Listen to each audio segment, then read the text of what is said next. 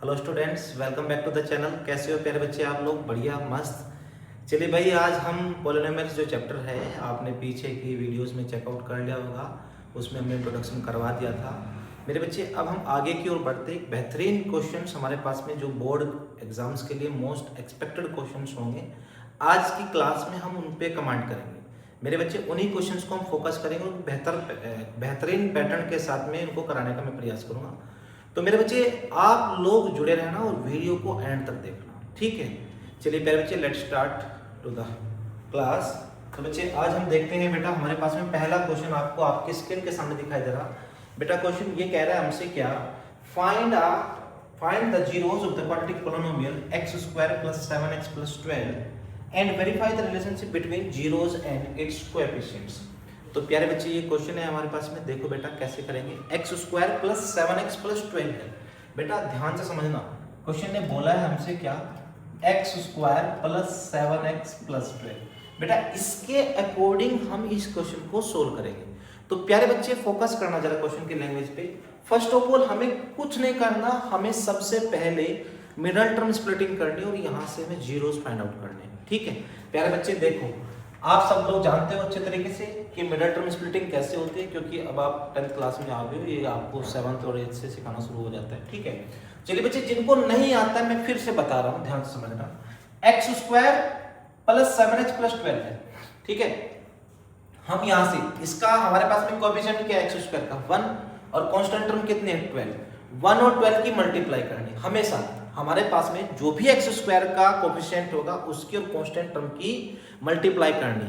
फिर मल्टीप्लाई करने के बाद में कितना है 1 इंटू 12 12। अब बेटा हमें लास्ट का साइन चेक करना प्लस, फिर उससे पहले नंबर कितना 7, यानी कि अब हमें 1 इंटू 12 12 आया। 12 के ऐसे फैक्टर करने जिनको प्लस करने पर 7 आए और मल्टीप्लाई करने पर 12 आए। प्यारे बच्चे क्या आए, प्लस करने पर 7 आए और मल्टीप्लाई करने पर 12 आए। तो मेरे भाई हमने सोच लिया दिमाग में क्या कि 4 इंटू 3 12 और 4 प्लस 3 7। मेरे भाई बन गया नंबर। चलिए देखो कैसे करते हैं बेटा, यहाँ पे ध्यान से समझना। मैं लिखूंगा x square 4 plus 3 into x plus 12 is equal to x square plus x की मल्टीप्लाई ब्रैकेट के अंदर तो 4x plus 3x plus 12। Then this is first pair and now this is last pair. प्यारे बच्चे, दोनों पेयर्स हमारे पास में आ चुके हैं। देन आफ्टर दैट मेरे भाई ध्यान से देखना, अगर मैं इन दोनों में से x कॉमन ले लूं then we get x plus 4 and then यहां से मैंने 3 कॉमन लिया, then we write x plus 4। क्यों? 3 4 जब 12 होता है। दोनों नंबर सेम हो चुके बेटे। अब x प्लस 4 एक नंबर हुआ और x प्लस 3 अनदर नंबर हो चुका। प्यारे बच्चे, जब मैंने इनको जीरो के इक्विवेलेंट रखा, किसके इक्विवेलेंट रखा? जीरो के इक्विवेलेंट रखा, is equal to 0 is equal to 0 and then x plus 4 is equal to 0। Now x is equal to -4। x कितना आया? माइनस का 4 आ चुका है। क्या आ चुका है बेटा? -4। एंड देन यहाँ पे x plus 3 is equal to 0 and x is equal to -3। मेरे बच्चे ये बात समझ में आपको पता है, आप फर्स्ट नंबर को क्या मानोगे? अल्फा मानोगे। पहले नंबर को बेटा क्या मानोगे? अल्फा मानना हमेशा, always. And now second number को आप बीटा मानोगे। क्लियर? कोई डाउट मेरे बच्चे? नहीं। चलिए देन यहां पे आप लिखोगे sum of zeros is equal to minus coefficient of x upon coefficient of x square, ठीक है? Coefficient of x square. Sum of zeros means alpha plus beta and coefficient of x negative b by. Clear it? Now, what value of alpha? Alpha is -4 plus what value of beta? Beta is -3 and then minus b. What value of b? B according to the questions b is +7 upon a. A is 1. And then now you will write -4 plus minus -3 is equal to -7। यहाँ पे भी -7 और इधर भी -7। Means left hand side हमारे पास में किसके इक्विवेलेंट मेरे प्यारे बच्चे? राइट हैंड साइड के इक्विवेलेंट आ चुके। मेरे भाई ये बात आपको समझ में आई? चलिए एंड देन नाउ अब हम यहां पे लिखेंगे product of zeros. Product of zeros is equal to constant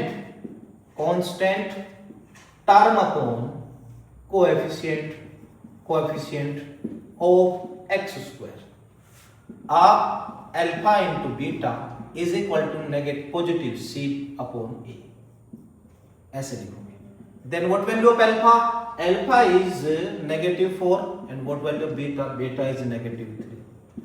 सी हमारे पास में 12 अपॉन 1 कितना आ गया, +12 इज इक्वल टू 12। मेरे भाई ये भी हमारे पास में सेम आया। मेरे बच्चे यही पहचान है हमारे पास में क्वेश्चन की कि हम सही कर रहे हैं कि गलत है।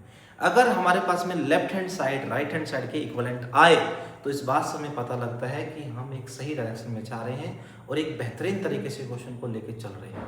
तो मेरे बच्चे अब हम आगे की ओर बढ़ेंगे।